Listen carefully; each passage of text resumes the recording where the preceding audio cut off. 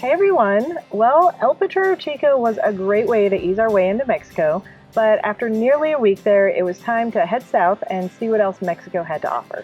So we hooked up Rocky and enjoyed a few hours of scenic desert driving to the town of Matehuala.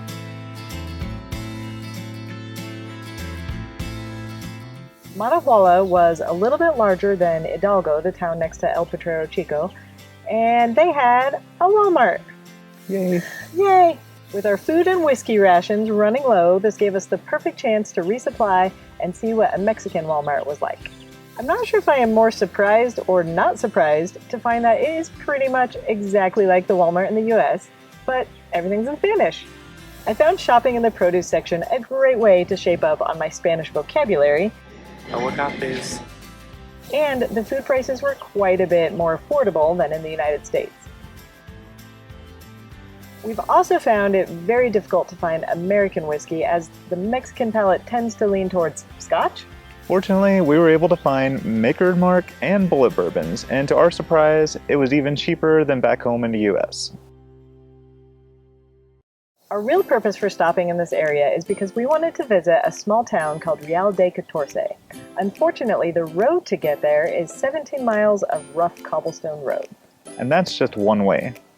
So we found an RV park in Matehuala called Las Palmas. It was beautiful and it allowed us a safe place to drop the camper while we went exploring. The next day we headed to the small town of Rio de Cathar. This beautiful town has been designated one of Mexico's Pueblos Mágicos. This translates to magic towns. I believe there's over 100 of these scattered throughout Mexico. They've been designated scenic towns worthy of your tourist dollars. Or pesos. Or pesos. Leaving Rocky behind, we took the Jeep up the rough cobblestone road. Now, I don't normally condone speeding, but I've found that much like on washboarded out dirt roads, if you go just a little bit faster on cobblestones, it just kind of evens things out a little bit. Now, the cool thing about Rio de Cathar is that to get there, you have to drive through a 2.3 kilometer tunnel. It's a one-way tunnel, so you have to take turns with the opposing traffic to get through.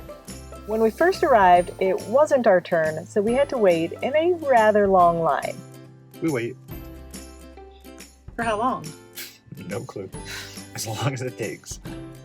Now, the street vendors in Mexico really know what they're doing. With a line full of tourists waiting to go through the tunnel, they seized the opportunity to make a quick peso. Luckily, most of them were selling food. And we were hungry.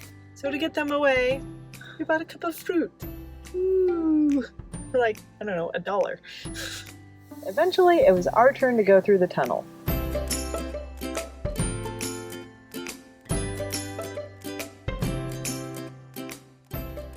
As we drove through the tunnel, you could definitely tell why it's intended for one-way traffic only. Tunnel! Woo! After parking and getting out of the car, we were immediately greeted by a beautiful vista. The first thing you notice is the prominent cathedral, with the buildings of the town reaching up the mountainside around it. For me, one of the best ways to see a town is to simply walk up and down the streets with no destination in mind.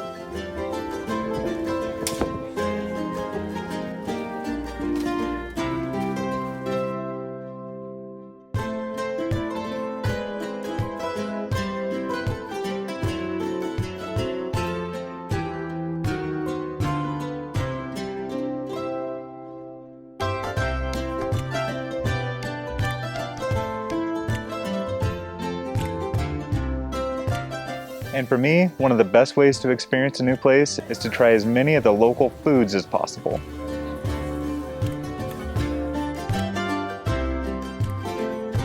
Gordita chicharrón.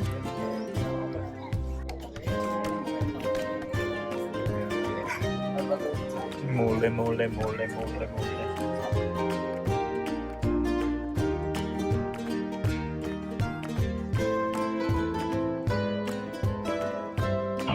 Dos tacos.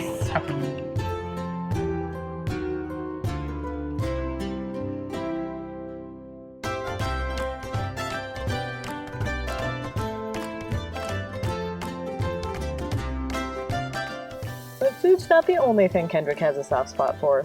He We had to give some love in to every single dog we saw.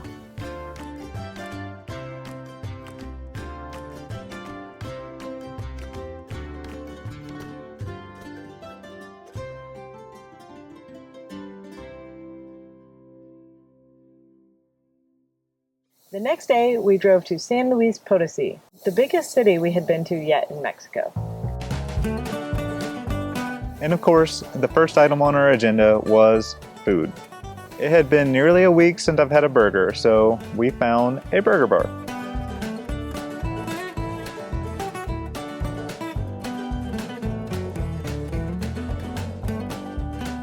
While we were in San Luis Potosi, we finally had a chance to meet Jose, who we were introduced to from our good friends in Tennessee, Joe and Kelly.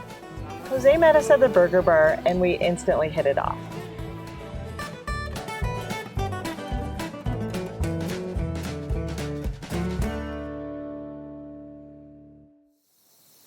Later that evening, Jose invited us back to his house, where we got to meet his amazing family. And of course, they all knew the way to my heart. We got to sample some of his dad's tequila collection, and his mom made us some delicious food. Not to mention, Kendra got a really great chance to practice his Spanish. El tiempo pasado. Tiempo pasado. Porque no estudio el tiempo pasado en la escuela. But meeting this family was a lot more than just one night of fun. The next day, Jose's dad took us to the city's largest park for a Sunday morning stroll.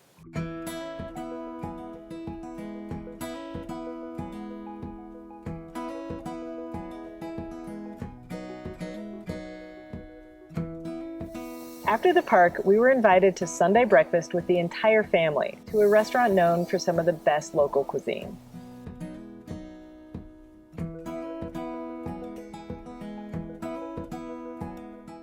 And after a few days, it was finally time to hit the road. But of course, Jose's family couldn't say goodbye without one more gift of food. Mexican candy and empanadas. There's no losing weight on this trip. No, not possible. Adios. Nos vemos. Living on the road full-time and traveling as much as we do has given us a new appreciation for the people we meet on the road. And a lot of our friends become something more like family. We're so grateful for all the people out there who make us feel like we're at home, even when we're not at home. So, here's to feeling at home in Mexico. Love and light.